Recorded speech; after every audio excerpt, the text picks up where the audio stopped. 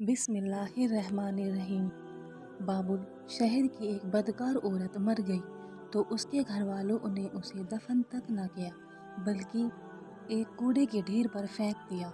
हज़रत मूसा अलैहिस्सलाम जब कोहे तूर पर अल्लाह ताला से बात करने के लिए गए तो अल्लाह ताला ने फरमाया कि ए मूसा, बाकी बातें बाद में होंगी, पहले जाओ, मेरी एक कनीज़ की लाश कूड़े पर पड़ी है, उसे गुस्ल दिलाओ और इज्जत के साथ दफना दो।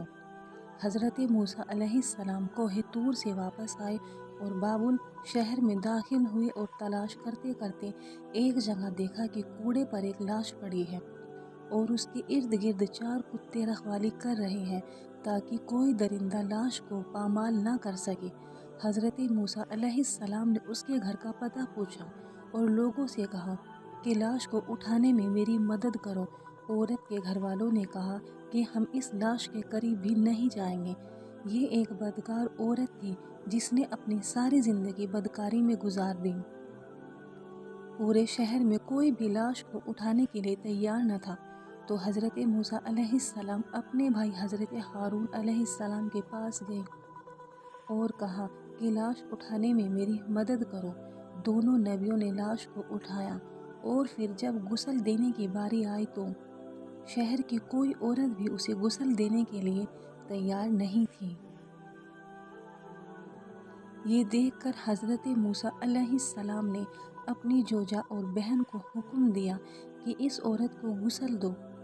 गुस्ल के बाद अपने भाई हज़रत हारून अलैहिस्सलाम की मदद से इस औरत को दफन किया। दफनाने के बाद जब आप अलैहिस्सलाम वापस आ रहे थे तो शहर के लोग आपके सामने आ गए और सब मिलकर आपसे कहने लगे कि ए मूसा, या तो हमें इस बात की वजाहत दे कि एक बदकार औरत को इतनी इज्जत क्यों दिया, या फिर वो कलीमा जो आप अलैहिस्सलाम ने हमें पढ़ाया है हम आपको वापस करने आए हैं। हज़रत मूसा अलैहिस्सलाम ने लोगों से फरमाया, ए शहर के लोगों, मुझे अल्लाह ने जो हुक्म दिया था मैंने उस हुक्म की तामील की है।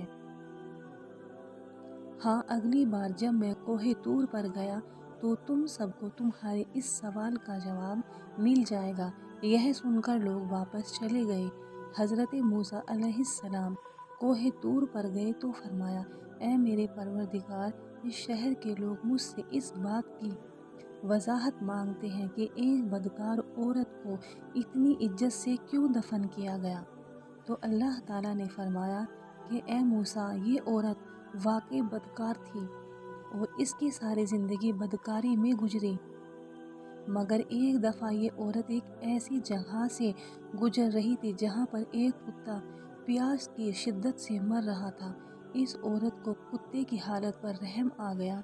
इस औरत ने पानी के कुएं से अपने कपड़े गीले किए और कुत्ते के मुंह में निचोड़ दिए।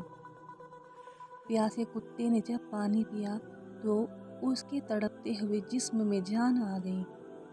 मुझे औरत की ये रहम दिली पसंद आ गई और मैंने इसके सारे गुनाह माफ़ कर दिए और मैंने मौत के फरिश्तों को हुक्म दिया कि इसकी रूह कब्ज़ कर लो ताकि आइंदा ये बदकारी ना कर सके।